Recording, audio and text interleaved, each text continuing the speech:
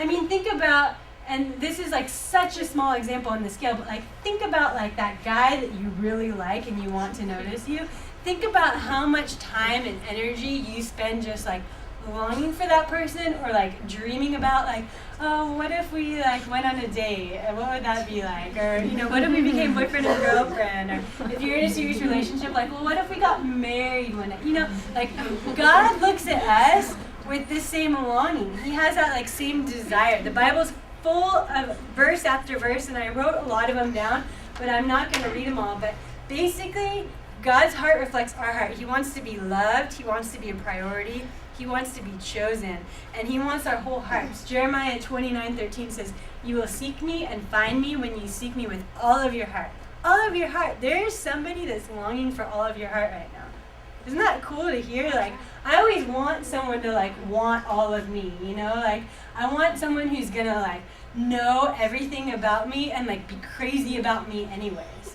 And Dave, he's like that. But to a certain extent, God is so much more crazy about me because he even knows everything. He even loves like all the ugly parts of me.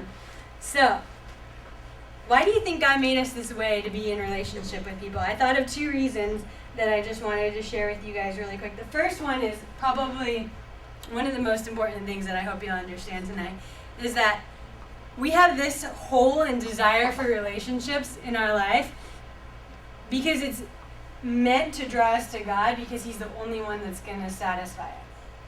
I don't know if you guys ever think about like, oh, I'll be happy when like, you know, when this guy likes me, or when I have a best friend, or like when my family drama settles down, or when I'm married one day, or when I have kids, or, you know, whatever.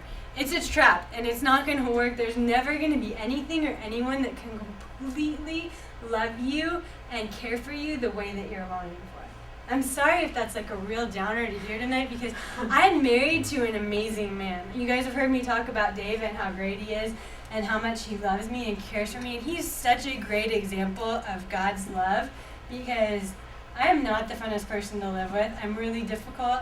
I'm like really uptight. I'm really anal. I'm really picky.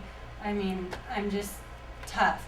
And he loves me anyways, but still, he can't fulfill every like longing and desire of my heart. There's no friend that I've ever met, and I have friends that I can call and like tell my ugliest thoughts to, and they still love me anyways. But even those friends, they can't fulfill every need that I have. And all those things combined. And Macy, she's an amazing daughter, but that's not her role either to fulfill that. God's put this like huge longing in my heart that only he can fill. And every time I experience that, like whether it's disappointment with someone that I'm close to, like, gosh, like, or a loneliness of like, I really wish someone was here for me during this hour, that's like God drawing me back to himself, saying, I am the only one who is ever going to love you and satisfy you the way that you want. That's the first reason why he's given us this desire in our heart.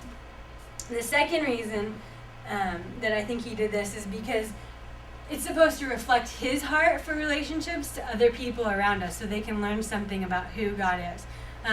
There's a story of Dave. You guys have probably heard him tell it before, but he was at USC, and he was walking on campus up there, and this lady he had never met stopped him before and was like, "Hey, are you Don Ludwig's son?" And he was like, "Yeah, how'd you know?" And he was expecting to hear like, "Oh, because you're really tall, or you have blonde hair, or your noses are the same." And she said, "Because you walk like him." And Dave was like so thrown off, like, I walk like my dad, you know, like it's a weird thing to hear. But that's kind of the point that I'm trying to make, is that people, by the way, so if we come to God and allow him to love us and like fill us completely, then we're going to have like the ability to love each other like crazy.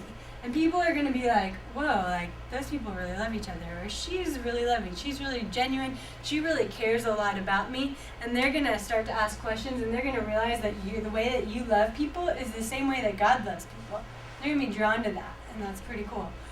This happened in the Bible, in the book of Acts, and it talks about it, I think it's in chapter 2, chapter 2, and it basically says that the first Christians, like, so the people who made like the first church, they loved each other so much that people who like weren't Christians, they looked at these people who were like just loving each other like crazy, and they would want to know Jesus too. And so it says like every day, like thousands of people were being added to the church because they would just observe how much people love each other. And that's something that only God can do. We don't have that capability to love each other that radically because we're hard to love. And it only takes, if we come like with our own like neediness into a relationship, it's really hard to love that person, freely. But if we come and we already know how much God loves us, and we already know, and we are already like filled by His love, we can just serve each other, we can love each other, we can enjoy each other. So those are kind of my couple points. In closing, I want us to reflect on a psalm that I really like. It's Psalm 63. Couple verses, I want to read them to you. It says, I'll start here. I have seen you in the sanctuary and beheld your power and your glory. Because your love is better than life, my lips will glorify you. I will praise you as long as I live, and in your name I will lift up my hands. My soul will be satisfied as with the richest of foods, and with singing lips my mouth will praise you. This is like crazy language for me to hear. It says that God's love is better than life. This was written by a guy even. So imagine like for a guy to be able to say like, Jesus, your love is better than life. Like he must really be like captivated by the love of God. So I wanted to ask, like, do you believe that today? God's love is better than life. My soul will be satisfied as with the richest of foods. That's such an incredible offer. Like nothing else is going to satisfy us the way that God's love is. That's what the Bible is telling us here. And this is like the personal experience. This is like, it's almost like we're reading a journal of this guy David who wrote this down. My prayer for you guys tonight is that you will begin to realize how much God loves you. That you would even get just like a small glimpse of how much He loves you. That you'd realize that He's crazy about you. That He is proud of you, that He delights in you, that He looks upon you with joy, that He even sings over you. I didn't know what that meant until I was a mom, to like sing over someone, but when you love someone so much, you make up songs about them. You like sing about them. Like I'll sing things to Macy about how much I love her. If Tim wasn't in the room because he's such a good singer, I might sing it for you, what I sing to Macy. No, it's okay. Really, they don't want to hear it. But God looks at us in that way, and He loves you guys so much. I can't even convey. I don't think you have any idea the love and the heart that He has for you. But I think that as girls, if you guys begin to understand that just a little bit, it would change everything. Tonight we have the chance to talk about, sex, dating, friendships, whatever you want. And we're starting out with this, which seems kind of weird, but I really think that if we start to understand God's love for us, it changes all of that so much. It changes the way that we see ourselves.